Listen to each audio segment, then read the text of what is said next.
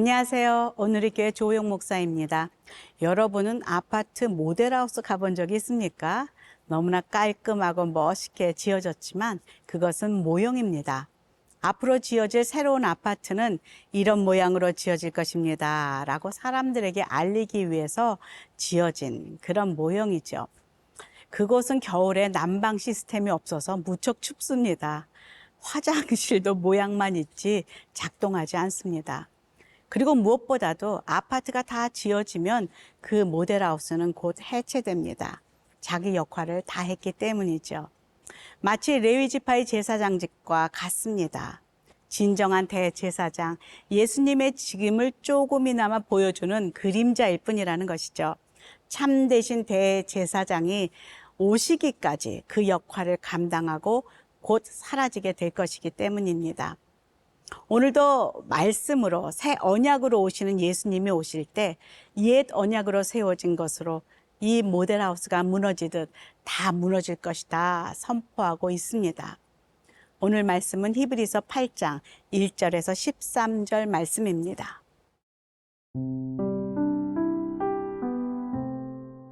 히브리서 8장 1절에서 13절 말씀입니다. 지금 우리가 하는 말의 요점은 이러한 대제사장이 우리에게 있다는 것이라. 그는 하늘에서 지극히 크신 이의 보좌 우편에 앉으셨으니 성소와 참 장막에서 섬기는 이시라. 이 장막은 주께서 세우신 것이요 사람이 세운 것이 아니니라. 대제사장마다 예물과 제사 드림을 위하여 세운 자니 그러므로 그도 무엇인가 드릴 것이 있어야 할지니라. 예수께서 만일 땅에 계셨더라면 제사장이 되지 아니하셨을 것이니 이는 율법을 따라 예물을 드리는 제사장이 있음이라. 그들이 섬기는 것은 하늘에 있는 것의 모형과 그림자라.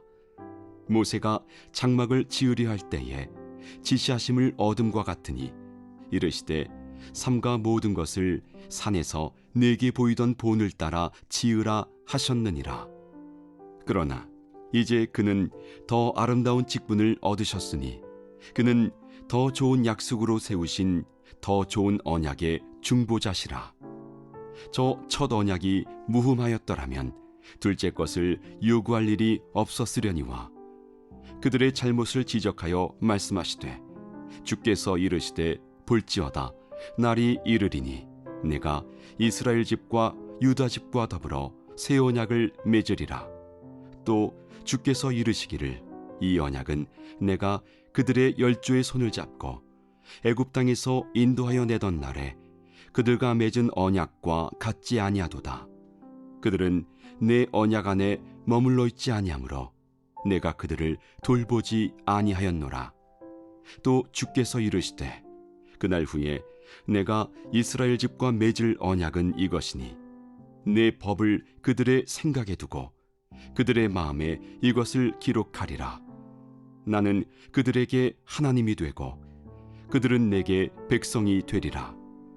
또 각각 자기 나라 사람과 각각 자기 형제를 가르쳐 이르기를 주를 알라 하지 아니할 것은 그들이 작은 자로부터 큰 자까지 다 나를 알미라. 내가 그들의 불의를 긍휼히 여기고 그들의 죄를 다시 기억하지 아니하리라 하셨느니라. 새 언약이라 말씀하셨음에 첫 것은 낡아지게 하신 것이니 낡아지고 쇠하는 것은 없어져가는 것이니라.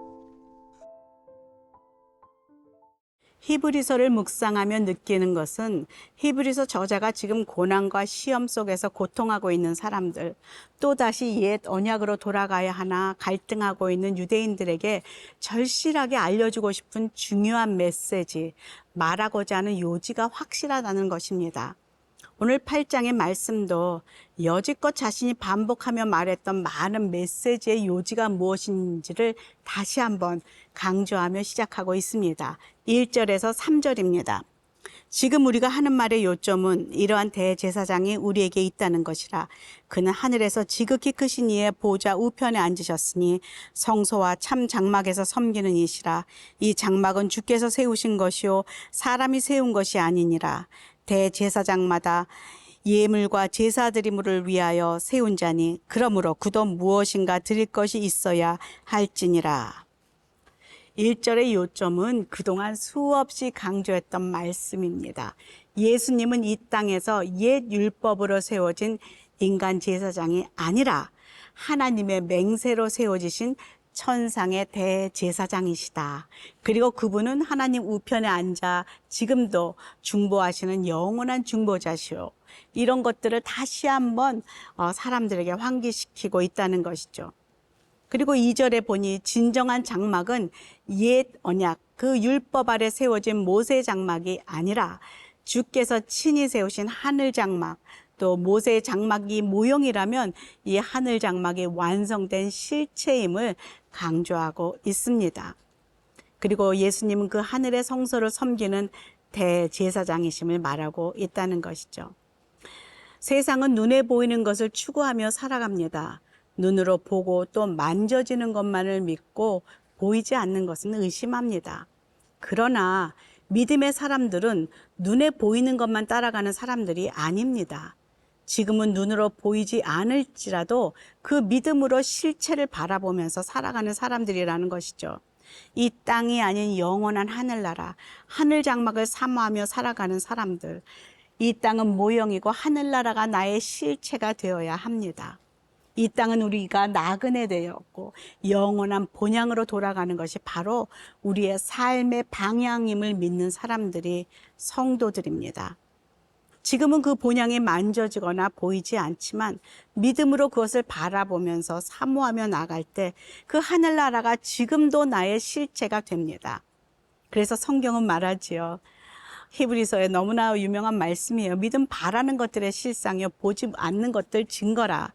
그리고 하나님이 그 믿음을 기뻐하신다. 오직 그 믿음을 기뻐하셔서 그 믿음을 가진 자는 그가 계신 것과 그를 찾는 자에게 상 주시는 이심을 믿어야 한다라고 말하고 있지 않습니까?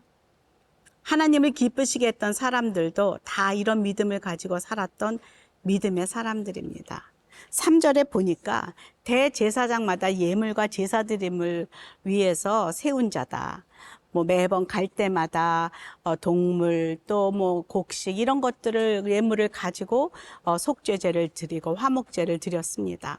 그러나 이 땅의 제사장들과 달리 하늘 성소의 대제사장이신 예수님은 우리의 죄를 속하기 위해서 자기 자신을 속죄제물로 드려 십자가에서 죽으심으로 우리를 구원하셨습니다. 또 자신을 화목제물로 드림으로써 하나님과 우리 사이에 막힌 담을 허셨습니다. 그래서 우리의 대제사장이신 예수님의 십자가의 보혈을 의지하여서 그 찢어진 그 지성소의 휘장을 지나 제사장들만 들어갈 수 있던 그 거룩한 하나님의 그 언약궤가 있는 지성소 안으로 우리 성도들이 담대히 들어갈 수 있는, 그래서 하나님을 만날 수 있는 은혜를 입게 된 것입니다. 교회는 이 땅의 하늘 성소의 모형이 아닌가 생각합니다. 모형이기에 완전하지는 않습니다. 다만 하늘 성소를 맛볼 뿐이죠. 성도들이 교회에 모이는 이유도 이 땅의 그 교회가 하늘나라의 모형이기 때문이기도 합니다. 어느 날 대제사장이 다시 오시는 그날 이 땅의 모형은 다 사라질 것입니다. 그러나 우리에게는 실체가 있습니다. 바로 영원한 하늘 성소, 참 장막에 거할 날을 소망하면서 그곳에 대제사장 예수님께 매일매일 우리의 시선을 돌리며 살아갈 때 그곳이 우리의 현재의 삶 속에도 실체가 될 줄로 믿습니다.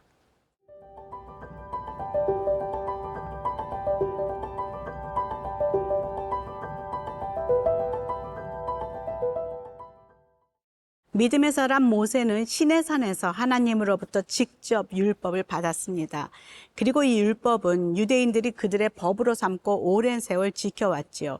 지금도 이스라엘의 유대인들은 그 모세 율법을 지키고 있습니다. 그러나 그 율법은 나쁜 것이 아니라 흠이 있었을 뿐입니다. 인간의 죄를 사할 수 없었고 인간은 그 율법을 알지만 그것을 지킬 의지도 능력도 없는 죄인임을 깨닫게 할 뿐이었죠.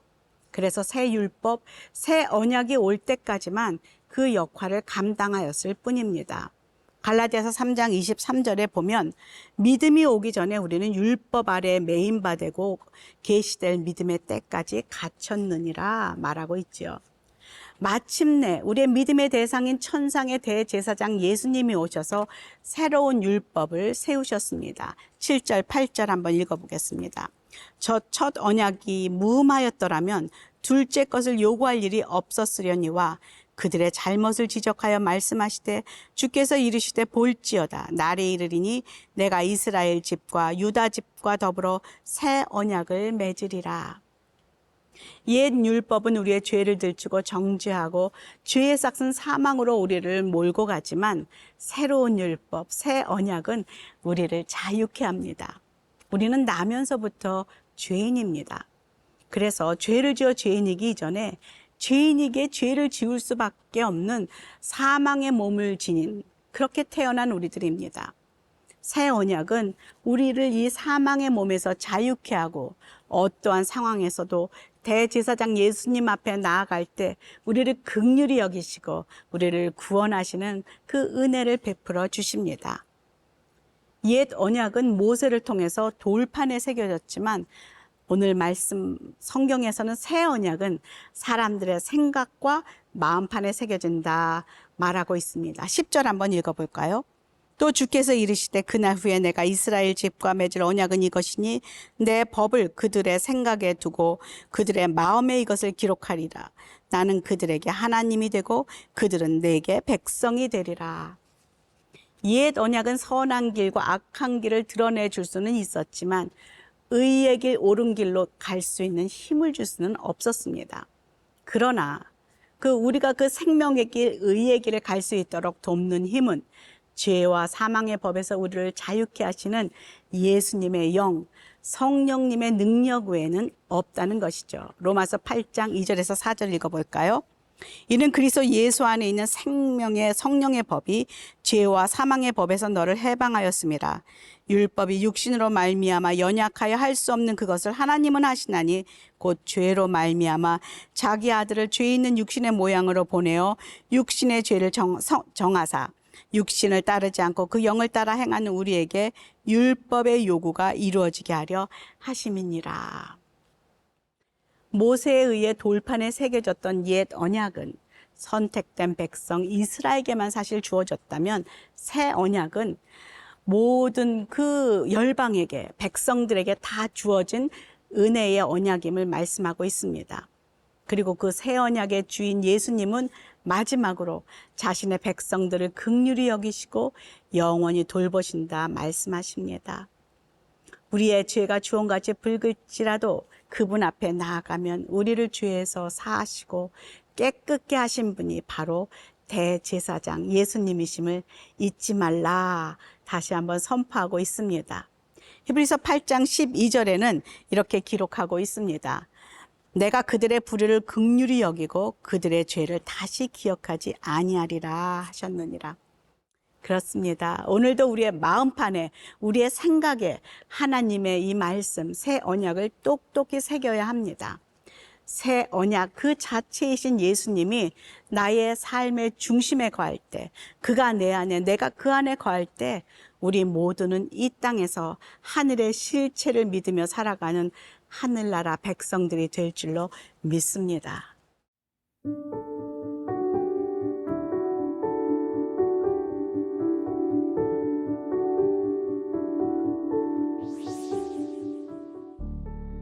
새 언약의 대제사장 되신 예수님께서 우리에게 하늘 소망을 주셔서 감사합니다.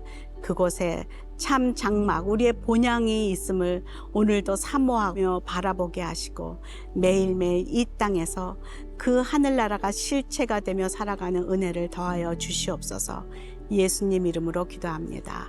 아멘.